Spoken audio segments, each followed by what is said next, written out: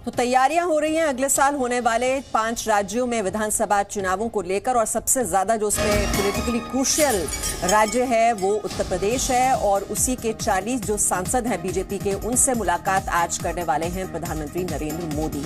और इस मुलाकात को, जैसे कि हमने आपको बताया, बहुत ही अहम माना जा रहा है। यूपी विधानसभा चुनाव की तैयारियों पर चर्चा होगी इस बैठक में।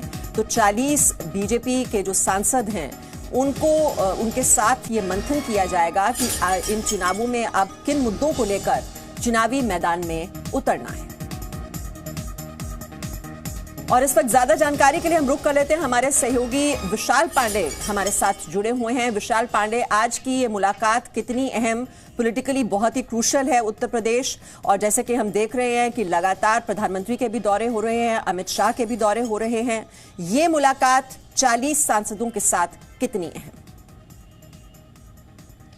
मीमांसा, देखिए, प्रधानमंत्री नरेंद्र मोदी आमतौर पर जब संसद का सत्र चल रहा होता है तो अलग अलग राज्यों के जो बीजेपी के सांसद हैं उनसे मुलाकात करते रहते हैं। और अब क्योंकि उत्तर प्रदेश में विधानसभा के चुनाव हैं तो इसलिए इस बैठक का महत्व ज़्यादा बढ़ जाता है, क्योंकि जब 40 सांसद प्रधानमंत्री नरेंद्र मोदी से मुलाकात करेंगे तो जाहिर तौर पर चुनाव नज़दीक है, चुनावी बातचीत भी होगी। इसके अलावा प्रधानमंत्री नरेंद्र मोदी उनसे फीडबैक भी लेंगे, क्योंकि पीएम मोदी ने इससे पहले खुद संसदीय दल की बैठक में कहा था कि सांसदों को अपने क्षेत्र के कार्यकर्ताओं से, पदाधिकारियों से लगातार मिलते रहना चाहिए। और जब पीएम मोदी अभी काशी गए थे तो उन्होंने भी मुलाकात की थी, सड़कों पर निकल गए थे, लोगों से मुलाकात की थी। तो चुनाव से पहले जो 40 सांसद हैं इस वक्त जिनसे प्रधानमंत्री नरेंद्र मोदी की मुलाकात चल रही है नाश्ते पर, उनसे बातचीत करेंगे, तमाम फीडबैक भी प्रधानमंत्री लेंगे और तमाम टिप्स भी उनको देंगे कि कैसे क्षेत्र में काम करना है, किन मुद्दों को लेकर जाना है। तो प्रधानमंत्री नरेंद्र मोदी की ये पूरी चर्चा चलेगी। हालांकि प्रधानमंत्री मोदी ने उत्तर प्रदेश में अपने दौरे काफी तेज कर दिए हैं। अगर आप देखिए, लगातार पीएम मोदी के दौरे यूपी में बढ़ते ही जा रहे हैं। 15 जुलाई से प्रधानमंत्री नरेंद्र मोदी ने अपने दौरे की शुरुआत यहां पर की थी और अब तक लगभग 11 दौरे पीएम मोदी के हो चुके हैं। और अब 18 दिसंबर को शाहजहांपुर, जहां गंगा एक्सप्रेसवे का शिलान्यास करेंगे। 21 दिसंबर को प्रयागराज, जहां लगभग 2.25 लाख जो स्वयं सहायता समूह से जुड़ी हुई महिलाएं हैं उनके एक सम्मेलन को संबोधित करेंगे।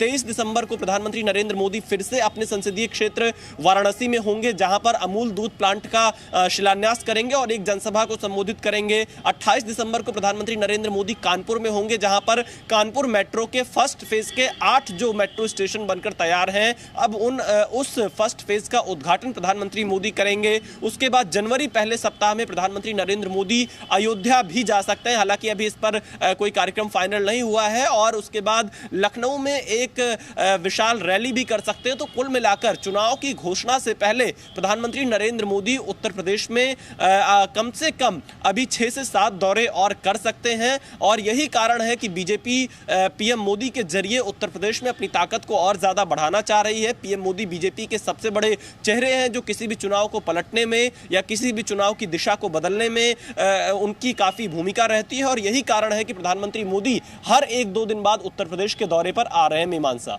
जी, विशाल, जैसा बता रहे हैं रविंद्र की लगातार ताबड़तोड़ दौरे हो रहे हैं प्रधानमंत्री नरेंद्र मोदी के। और अभी जब संसदीय क्षेत्र बनारस में गए थे, वहां पर उन्होंने काशी विश्वनाथ कॉरिडोर का उद्घाटन किया था। तो कई बीजेपी शासित राज्यों के मुख्यमंत्रियों से भी वो मिले थे, उन्हें भी गुड गवर्नेंस के टिप्स उन्होंने दिए थे। और आज जब यूपी के बीजेपी सांसदों से मुलाकात हो रही है तो उन्हें भी जरूर विजय का मंत्र दिया जाएगा। मानसा, देखिए कि इसके पहले जो साउथ से मुलाकात की वो मुश्किल 20 से 25 मिनट तक ब्रेकफास्ट मीटिंग थी, लेकिन ये बैठक 9 बजे से शुरू हो गई थी और अभी तक ये बैठक चल रही है। हालांकि 10:30 से पहले ये बैठक खत्म हो जाएगी। तो कहीं ना कहीं ये लंबी बैठक हो रही है। बड़ी संख्या में सांसद है, 40 से 50 के बीच में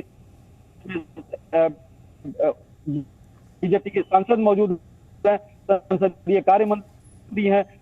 तो जाहिर सी बात है प्रधानमंत्री फीडबैक है, क्योंकि प्रधानमंत्री अपनी बात सबसे बोलते हैं। अमूमन जितने ज्यादा संख्या में हो सके उनसे फीडबैक लेते हैं कि उनके संसदीय क्षेत्र में सरकार की योजनाएं कहां तक पहुंची है, उन्होंने अपने क्षेत्र में क्या क्या काम किए हैं। हालांकि ये ब्रीफ होता है सांसदों से जो फीडबैक, लेकिन वो काफी महत्वपूर्ण होता है प्रधानमंत्री के लिए भी। जब भी वो रैलियों में जाते हैं या लोगों से संवाद करते हैं तो वो फीडबैक काफी काम आता है। और इसके अलावा प्रधानमंत्री खुद उनको एक तरह से संदेश भी देते हैं, उनको मार्गदर्शन भी करते हैं और उनको नसीहत भी देते हैं, हिदायत भी देते हैं कि अपने संसदीय क्षेत्र में आप जाइए और क्या क्या काम करिए, क्योंकि प्रधानमंत्री के पास ऑलरेडी पहले से ही फीडबैक होता है, उनके अपने फीडबैक होते हैं, पार्टी से फीडबैक उनके पास रहता है, संगठन से भी रहता है। तो कहीं ना कहीं प्रधानमंत्री इस सभी जो संवाद होता है सांसदों के साथ, और आज जो हो रही है इसमें मूलतः जो उत्तर प्रदेश विधानसभा चुनाव होने वाले हैं उसको लेकर एक संदेश होगा कि आपको मिलजुल कर काम करना हो, आपको और विधायक हो और वहां की सरकार हो, उन सबको मिलकर एक बार फिर से योगी सरकार या बीजेपी सरकार को वापसी करनी है।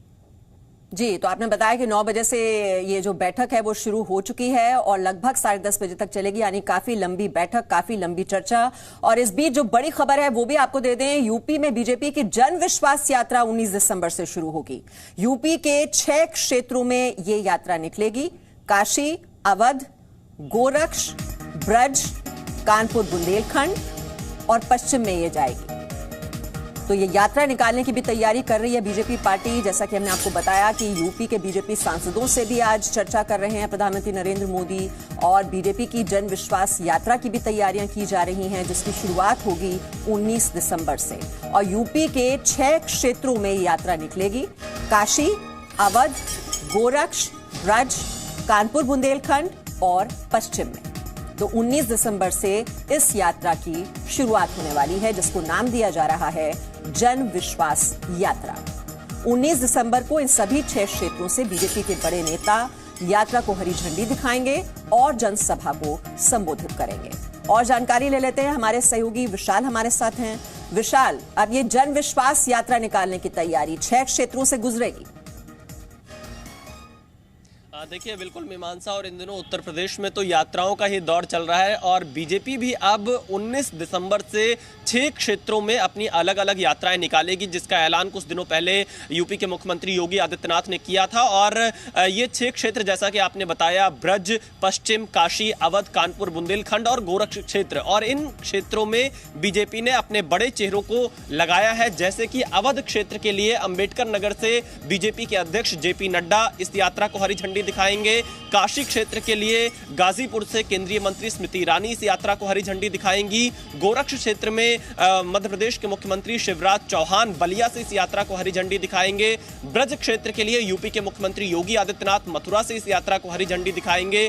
कानपुर बुंदेलखंड क्षेत्र के लिए केंद्रीय मंत्री राजनाथ सिंह झांसी से इस यात्रा को हरी झंडी दिखाएंगे। तो वहीं पश्चिम क्षेत्र के लिए केंद्रीय मंत्री नितिन गडकरी बिजनौर से इस यात्रा को हरी झंडी दिखाएंगे। और ये सभी 6 बड़े नेता इन इलाकों में जनसभा को भी संबोधित करेंगे। बीजेपी की जन विश्वास यात्रा जनवरी के पहले हफ्ते तक चलेगी और प्रधानमंत्री नरेंद्र मोदी भी अंतिम जो इसका समापन होगा उसमें शामिल हो सकते हैं लखनऊ में, जिसकी तैयारी बीजेपी कर रही है, क्योंकि एक बड़ा कार्यक्रम इन यात्राओं के समापन पर लखनऊ में कराने की तैयारी भारतीय जनता पार्टी की है। तो चुनाव घोषणा से पहले इन यात्राओं के जरिए बीजेपी अपने 5 साल के कामकाज को लेकर जनता के बीच में जाएगी।